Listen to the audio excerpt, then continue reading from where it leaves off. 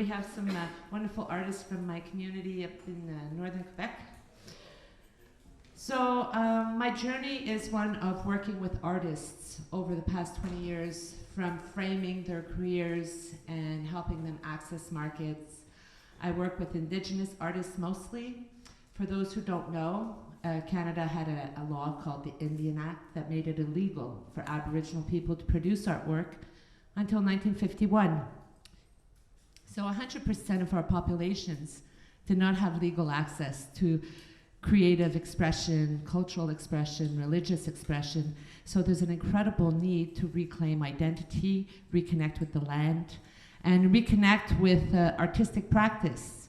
And the beauty about world music is that often other countries across the planet have experienced colonialism and have experienced cultural identity that sort of erased itself in the landscape, in the cultural landscape. And it's through festivals like Mondial that we get to bring strength into our cultural diversity communities. Now, today, I was asked to speak to these artists. There's Ashley Brilla over here. Alicia, sorry. I'm dyslexic too. Christian, aka le R premier at the end. Merci. And Marjan Nut in the center. We wanted to explore, I was interested in discussing critical intersections, where the roads meet, the crossroads of musical expression, of culture, and ethnic identity. Looking at art as a hybrid creative praxis to support revitalization of world music. So before we start engaging into this conversation, I'd like to introduce Alicia Brilla. Maybe you can introduce yourself. Thank you, Nadine. It's a pleasure to be here. My name is Alicia Brilla, and I'm a singer-songwriter and a producer. I play a number of instruments, and can you hear me? It's okay? Yeah. Okay. My background, I was born in Brampton, Ontario. My mom's background is English-Irish. She was born in Orangeville, Ontario, and my dad's background is, he was born in Tanzania, East Africa, but a large part of his background is East Indian. And growing up, I didn't even realize my parents were two different colors, obviously, until I was like 5 or 6. And then throughout my youth, it was a long process of trying to understand what my dad's background was, how that plays into who I am. And now as an adult, I'm very interested in helping what is a very ginormous effect of colonialism be healed through art, through reclaiming identity through art. So that's what I'm interested in, and that's why I'm here. Hello, I'm Maria and come from Estonia, which is a very small, tiny country in Northern Europe, one of the Baltic states, and I was born there, I'm based there, and I'm just Estonian, but there are sayings, as this small country has been under a rule of all sorts of different cultures and countries, then the blood has been very mixed, but I haven't had really such a search for my ethnic identity as it has been there all the time. What do? I play violin, I sing, I dance, I work with traditional music, and I'm active musician but also a researcher, ethnomusicologist. And through my music, I think, as I'm using, we're talking about contemporizing traditions here today, and using live electronics and modern digital technologies, and what are the things, how to combine all these things. So that's what I've been doing and I'm continuing to do. Thank you. I'm Christian. Le R premier is my artist name, or people call me Le R because it's just simple, more simple. So I come from Benin, which is a French-speaking country in West Africa. But the interesting thing about Benin is there's a cultural diversity there. There's about 80 different languages that are spoken. So my dad is from an ethnicity which is Aja, and my mom is Pila Pila. So I'm kind of, getting confused with all these languages, French and now English. So, basically I'm a rapper. That's what I started, initially writing lyrics. And then I moved on doing my own compositions. And the current thing that I'm working on is a different style, basically, that fuses some of the traditional drumming with classical elements and electronic music as well. So hopefully we get a chance to talk about all that. Thank you. So that's our beautiful panel.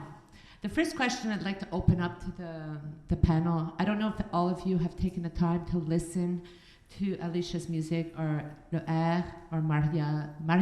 Yes. His music. I don't know if any of you have taken the time to listen to it. It's actually quite different. Alicia's music is more pop, and a bit, some people have referred to you as the Canadian Amy Winehouse.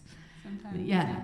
And it's very fun, it's very jazzy, and Maria's music is very electro sounds. And I asked her, how big is the place you come from? Because there's just a sense of vast land around her when you listen to her music. And she says, well, there's only 1 million people where I live, and actually it makes sense that the land reflects the music.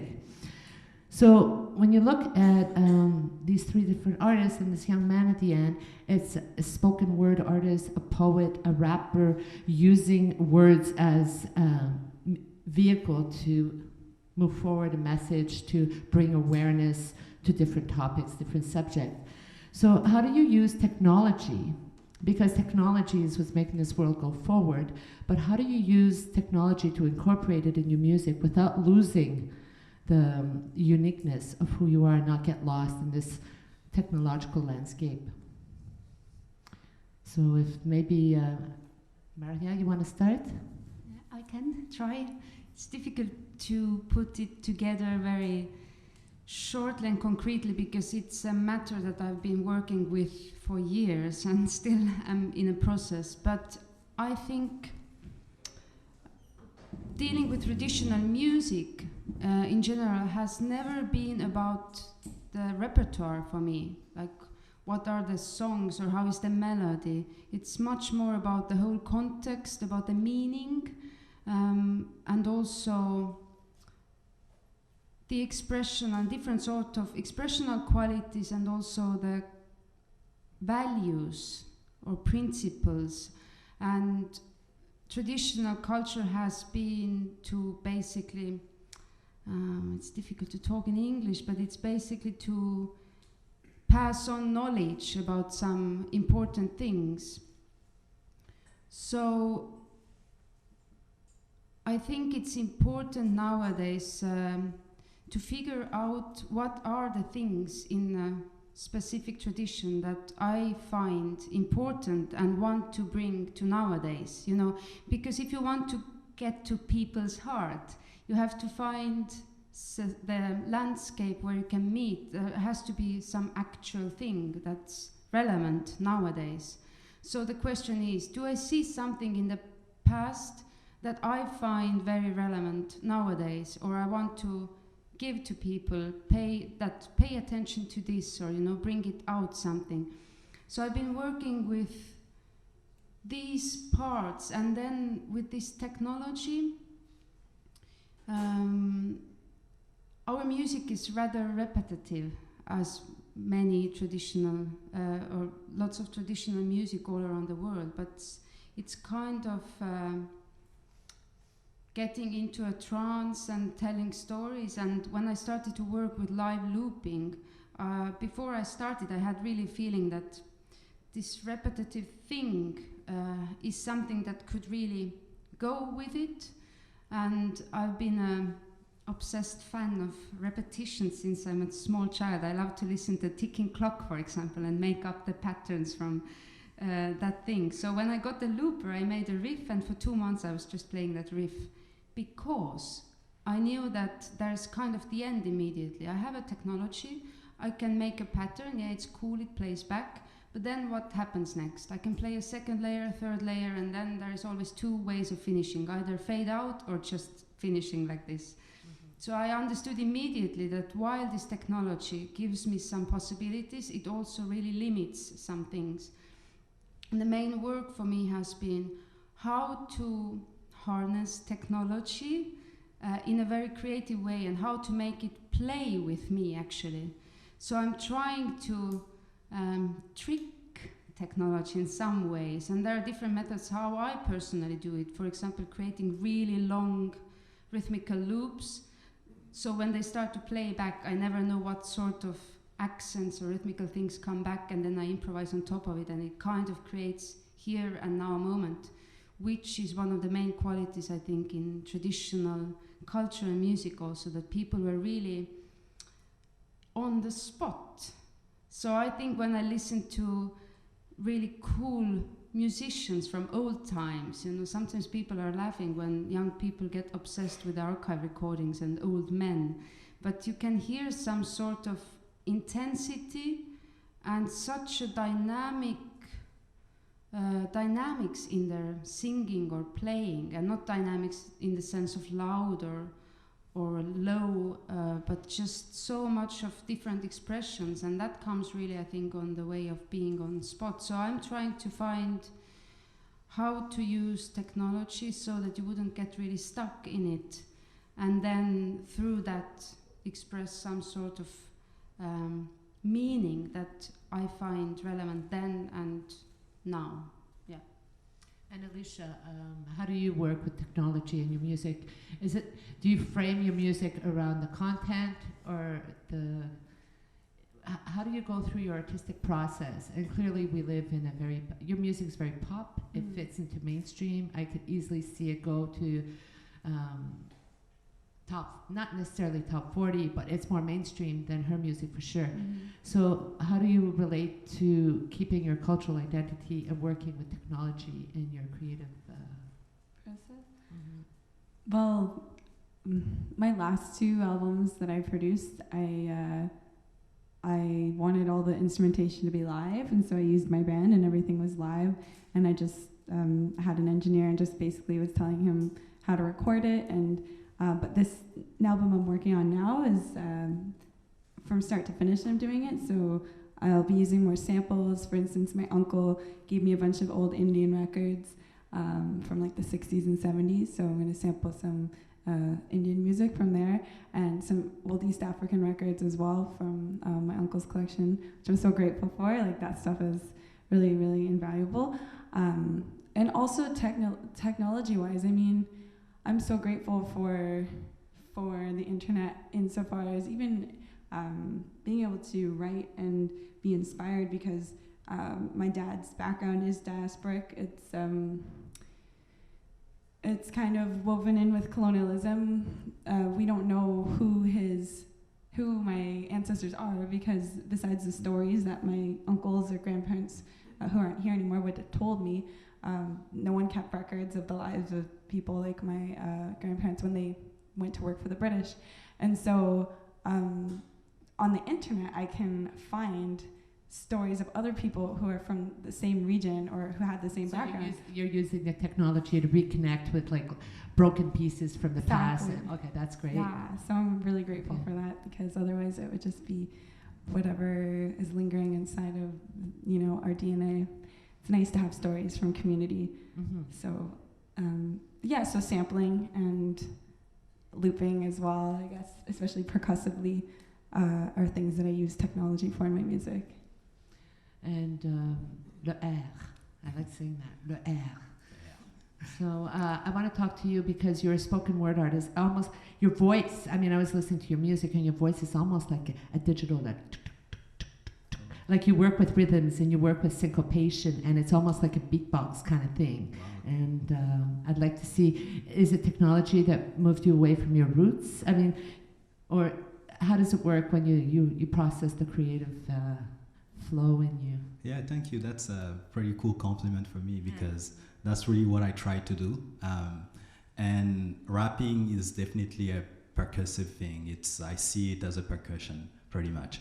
And in terms of the technology, since that's the question, the way I use it is basically when it comes to bridging the gap between tradition and modernity. I think there's something very critical in terms of not, they'll say dénaturer in French, which is to not alter basically the sound, like the actual sound. So in the industry, so with my colleagues here, it's probably something that we encounter is that you're trying to capture an instrument, but what would be the best way to actually get the full essence of that instrument to be able to transmit it in the music? Because there used to be a time, of course, when you wanted to listen to music, you needed to physically go to the place. There was no other way. Now, we have the ability to copy it, to modify it, and to alter it. So I think it's a responsibility to be able to use the technology in the more accurate way about the music that we're trying to convey. There's also basically, in terms of the feeling and the emotion, this is something that I feel like attention should be paid because I take a phenomenon, for example, which is very common in electronic music, which I also touch, is quantization. So basically, things need to be tight in certain genres. And if we need to be able to talk to the younger audiences, they're used to recognize that sound, but if we want to get them more sensitive to something that's a little bit old, there must be a little bit of compromise somewhere between what's used to listen to in the radio or certain genres, but also some of the traditions where nothing is essentially quantized, everything is more like, organic and have a feeling somewhere in there. So those are the two elements that I kind of see in terms of the production and for the music. I think you touched on something really important, is yes, there's that bridge between the traditions and your creative process in a modern time, but also bridging with the next generation, the community renewal. And I think as artists and emerging artists that are in this room today, bridging with that next generation and bringing community renewal. And community renewal is also about culture, it's about identity, and it's about integrating into an urban landscape without losing where you're from. So I think your genre works really well. I think all of your genres work really well. If you guys could talk amongst each other and answer each other's questions. But if you were to give advice to that emerging next generation about fusion of the old with the new, what would you say? Well, if I could talk to like my 11 or 12-year-old self, I would tell her to not be embarrassed about being part Indian. For me back then, it was such an embarrassing thing. It was like, there was no positive representation for me of people from that background.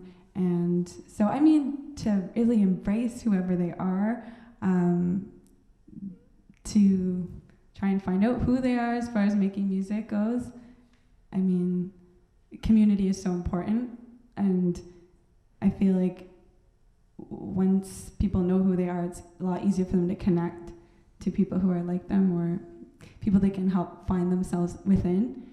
And often adolescence is like the worst time in the world for everyone. So, I mean, yeah, just for young people to not try and emulate maybe things that they see in the pop landscape. If it's not reflective of them, it doesn't mean that there's not a reflection for them somewhere else or that they can't create it themselves. To embrace that uniqueness in an urban time, modern time. Yeah, about bridging and advice. I think for the artists, don't underestimate your audience or your public. Because, for example, in Estonia, the really traditional culture died out around 20s and 30s, or kind of diminished slowly because we were under a Soviet Union rule, and the sort of traditional culture was put into a costume of nationalistic way of doing things more. So it lost its real meaning in some ways. And nowadays there's, since I think especially last 10 years, it's a huge traditional music revival in Estonia. So when you go to listen to folk music in a concert, you see young people playing and young people in the audience, and it's really pop now there. One thing that comes with it, you take this old material and I think very fast you start to think, okay, I want to find a connection with this young audience. So you take very fast all the qualities and musical qualities from pop music or mainstream music, because you try to put it in a form of what people are used to listen. Yes, exactly. But then very often I think you end up with a sound that everyone do, kind of. So I think it's a tricky question. How do you tell the story? But you can, don't underestimate the public. Don't do things too fast. Really try to find your own sound. And this, if you talk about quantizing, I mean, traditional music, I think the main groove in it is in this elastic and limping rhythmical world. And I've done many experiments with my students, actually playing two different things without giving answers, and instinctively I think people actually choose the limping thing. So I think it's also important to educate your audience, in a sense, to kind of feed them with some sound, and in the end you win more if you have your own unique sound that comes from tradition or from yourself. So just be a bit more persistent and don't compromise too much, I think. Yes, to add to what's already been said, I think one of the things that I would say, let's say, to a younger person who's walking kind of along the same direction that I'm going, would be basically to not get lost. In pretty much to have the freedom and liberty to explore, but to leave kind of, breadcrumbs or marks on the floor, so that they can kind of find their way back to where they were, because at the end of the day, that's where everybody will end up. You go, you explore, but you always come back to where it started, to give something significant to people. So just drop the bread, but pray that no mouse come and eat it after you. As musicians, as poets, as writers, as teachers, do you feel that it's important to have a contemporary political view in your music? We can start with Christian. I didn't quite get the question, sorry. Because as artists have power, artists can speak to the poor and they can speak to the rich, and that's the beauty of being an artist, right? As a poet, as a writer, as a teacher, as a songwriter, as a performer, do you ever take that opportunity to address some contemporary political issues, to use your body or your music as a vehicle to bring awareness to some of the global issues? I mean, we can go down a list, but just the idea of using yourself as a voice of power to bring change. Yes, of course. The one example that comes to my mind automatically is a song on my last album about the city of Timbuktu, which is also called La Cité des 333 Cents, the city of the 333 cents. It's kind of like a political, song, but the path that I chose was not to be a very loud activist, but instead to kind of say things or depict things in a way that people may actually think about it later. And the way I see it is that you can either tell the truth right now or insinuate it, and then it can have more of a long-term effect. So that song personifies the city, which actually tells its own story from ancient times where there was no war and everything was actually at peace, and it was the golden age of the city, basically. So this is the way that I actually use the poetry that I do through the rapping and the slam and spoken word to actually convey messages. Not very often would I actually go very blunt about, because your genre, it was like spoken word, and was invented for revolutionary objectives, right? To bring change to social injustice, to bring change to exclusion and voices of minorities. So I thought that would be an interesting...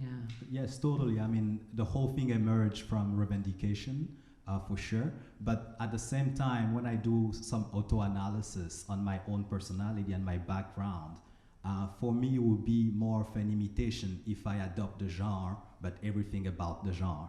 So for me, was to be able to find a balance about how I can still make a change, but what's compatible with my own voice and how I can actually do better. At the early stages, of course, when I was younger than this, my songs used to be something totally different. I was more impulsive and more aggressive, and I would say things the way they're supposed to be said, and the truth, the way I saw it.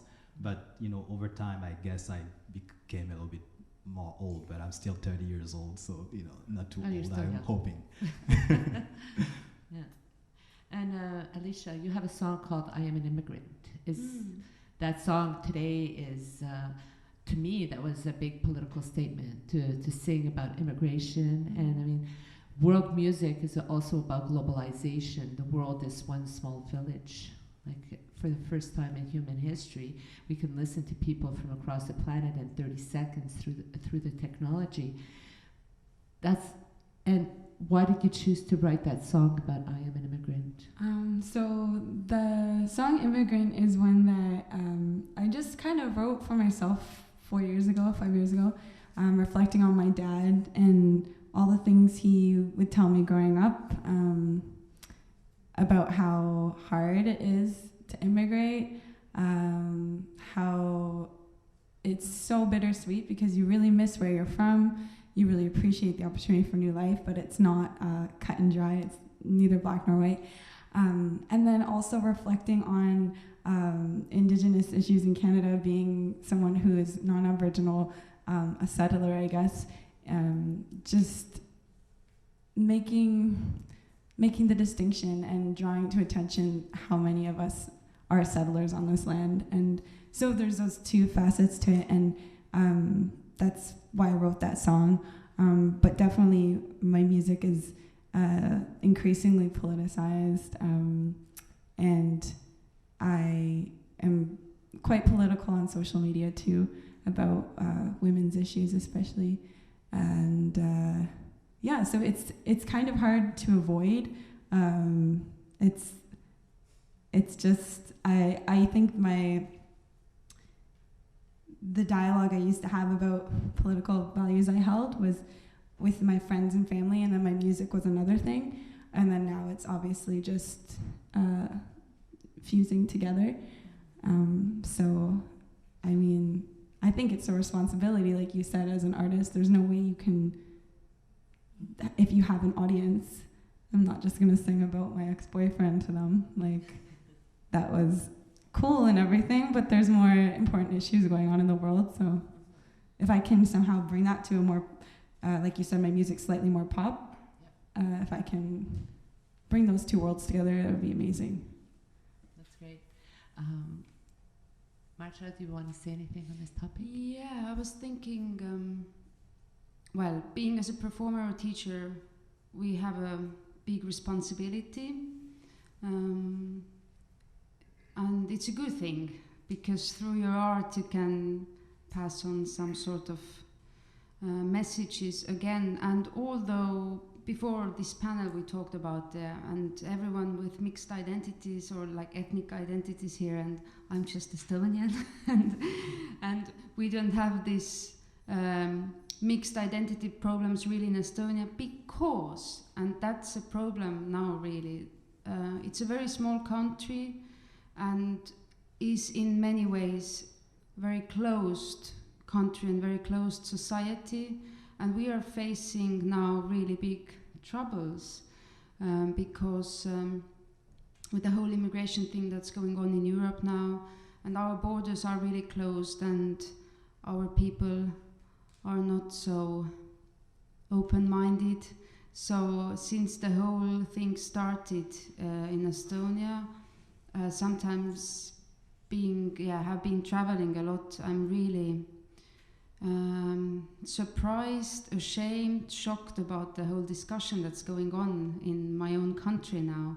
And so I think it's very important, it's not only in Estonia but in some other countries also in Europe, where like traditional music or traditional culture, there has been a big process in Sweden going on for many years, how they started to harness all this folk music into the extreme right parties, and with this whole view, and many musicians got very, very, very angry and trapped because they were labeled as kind of representing something that they didn't agree with at all. But yes, we have a responsibility, and I think it's really important for musicians to think about it and try to talk about it. So I'm facing the same issues now, actually. I'd like to address some of your future plans, and maybe just do a straight down, just talk about what you're planning on working next, and maybe share with the people that are here when your show is. And yeah, woohoo! So tonight I'm playing at Lion d'Or. Cabaret Lion d'Or. Yeah, Was that okay? that's perfect. And it's at 10:20 with the band. I love my band so much, and you'll hear them tonight, and you'll see maybe why I wanted just to record them with all the live instrumentation, because they're all so talented. I have a horn section, they're really good. And so next steps, recording another album. It's cool, I've made a lot of connections. I mean, I'm 27 now, and I've been doing this a lot since I was about 15, so, and I do love Amy Winehouse, so anytime someone mentions my name with her, I'm like, thank you, that's so sweet. But yeah, I'm recording a new record, producing it myself, and getting it mixed. Like, it's not confirmed or anything, but years ago, I was with a label, and I was introduced to a guy named Gary Noble, and he mixed a lot of Amy Winehouse's stuff, and I obviously was so excited to in any way talk to him, and I've been in touch with him since then, and he's like, hey, I want to work on your music, so it's pretty amazing. Like, him and he might, do some mixing, and so I'm excited for what's up next, and continuing like a community, like positive, unifying, loving, peaceful rhetoric in the music is really important for me. So the new album will have those themes for sure. So yay, come tonight. Thank you. I'm playing tomorrow at 5 o'clock, last performer of the late afternoon showcases. I think it's Petit Campus or one of those. There are 2 stages in the same building. And I've recorded my second album. It's mixed already too, and about to master and about to release next year. How exactly, it's can't say anything yet. There are a few options, and yeah, so probably spring 2016. And yes, that's all, I think. Welcome tomorrow. Thank you. Thank you. So for me, it's basically currently project. It's working on developing my next album, pretty much, which will be mostly based on this new style that I'm developing that I mentioned at the beginning, which I called Electrum. It's basically a style of traditional drumming, and I'll be privileged enough to have one of my mentors on the stage with me. So there'll be the rhythmic section basically with the drums, and then the electronic part, and some pieces are missing, but we're going to be 3 on the stage, and it's going to be at the Club Balatu on Thursday 19th at 10:25. Yes, 10:25 at night. So That's great. yeah. I was wondering if I'd like to open up some question and answer segment for the artists. Does anybody have any questions for these young, beautiful artists? Yes, you want? Oh, can I move with this? It's okay. Do you have a theater voice? Yes. Okay, perfect. I was wondering, because I sing in Portuguese, but I've never, I sing in Portuguese and French and Spanish, and I was born in France, but then I lived so many years in Portugal that I was singing the traditional fado from Portugal. Mm-hmm. And I had some feedback from certain people that you couldn't touch the tradition like that and transform it into swing music and things like that, because it was so powerful for them. And even I'm not Portuguese, so I see. but it's so important for me because I lived so many years there. So I want to ask you if you had some feedback with the keepers of the traditions. Well, I'd like to answer that question. In the Aboriginal culture, there's protocols. You have cultural protocols. You can't see in non-Aboriginal communities. Often copyrights belong to an individual person, but in the tribal communities or old country communities, those stories belong to the communities. So you have to ask them permission to use them. You have to ask the keepers, the knowledge keepers, or the people who have passed on the stories from generation to generation. Say, look, I want to adapt this story. I want to bring it into a contemporary context. And am I allowed? My question was not on the rights, because I am allowed to use them. Okay. But it was on the meaning for them, that you used the tradition and you transformed it into something that was not. It wasn't intended for that. Exactly. Yeah, the intention of that. Yeah. It was sacred and it was meant to stay in that space. Okay, I get it. Question, not about the Yeah. rights. Okay. So I don't know. Could you answer that? Le R? I would like to say something about that. I think it's very important that traditions don't stay en séclusion, you know, like enclosed. Static. Yes, Like- it's very, very important that people bring new tendencies to that. It doesn't mean that the traditions are meant to disappear, you know. I think there are two different streams that are necessary for the survival of the culture, because languages die, they go extinct. Music styles die, they go extinct. And so I think the question is more the individual who's proposing this changes and his own démarche, you know. If you feel like you're entitled to do it, then you must, you know, I think, because... And maybe about introducing, this is why I'm choosing, like before you sing your song or do your performance, say, this is why I choose to adapt this into a modern context. I don't know. I mean, I'm not a musician. However, I do know that working with sacred teachings, there are certain protocols, but... That's true. Well, I think if you do something that everyone like, then you do something really wrong. So there are always people who are pissed off, especially in tradition. So I've faced that a lot also, and either from a part that doing something wrong or being pissed off myself because somebody does something wrong. So we have a saying in Estonia that you don't really touch something if it's still a living tradition. Well, it's not really accurate. I mean, if we can work only on dead traditions, then what's the point again? But I think it has to be your own ethical sense, your own quality control or ethical control, whether you are doing something that is right or wrong. For example, in Estonia, we have a culture in south of Estonia with a very distinctive language and dialect.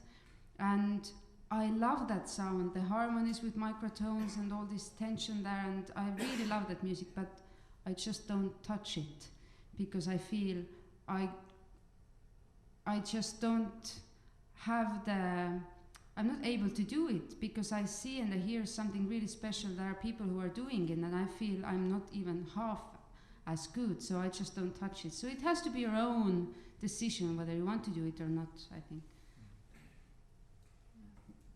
Does that answer your question? Yes. Okay. Yes, sir. As Marta Yeah. was talking about openness and lack of openness in your country, Yeah. I was wondering in each and of your respective market, if you're able to cross over, if your music is able to cross over to regular music, to modern music in each country, and if so, are there recommendations that you can give to achieve that in your countries? My country is really small, so it doesn't take much effort to reach out. We are so few people, we all know each other, so it's very, very different being a musician. There's a million here. people in her country. Yeah. Yeah, but she was talking about the fact that there is lack of openness because of the traditional music being put aside, and it's only in the past 10 years that you've been able to resuscitate that in a way. Yes, well, I think it's a difficult subject again, but especially difficult if you do something that's on the border, you know, of different styles or genres. And we as people, we give meanings to the things, we give a meaning, how can I say it in English? You can only name the things that you know. Do you understand? So you put a thing in a box, in the box that you know already. If you don't know there's a box next to it also, you can't name that box because you just don't know it exists. So for some traditional musicians, I'm not really a traditional musician because I mix it, it reminds to some people some modern composed minimalistic music as Philip Glass or something, and then modern musicians or other musicians think it's really traditional and really folk, and it's their battle in the end. So I think we have to close up, and I'd like to say thank you, thank you, thank you, and thank you to everybody here. Thank you. And have an outstanding festival. See you tonight.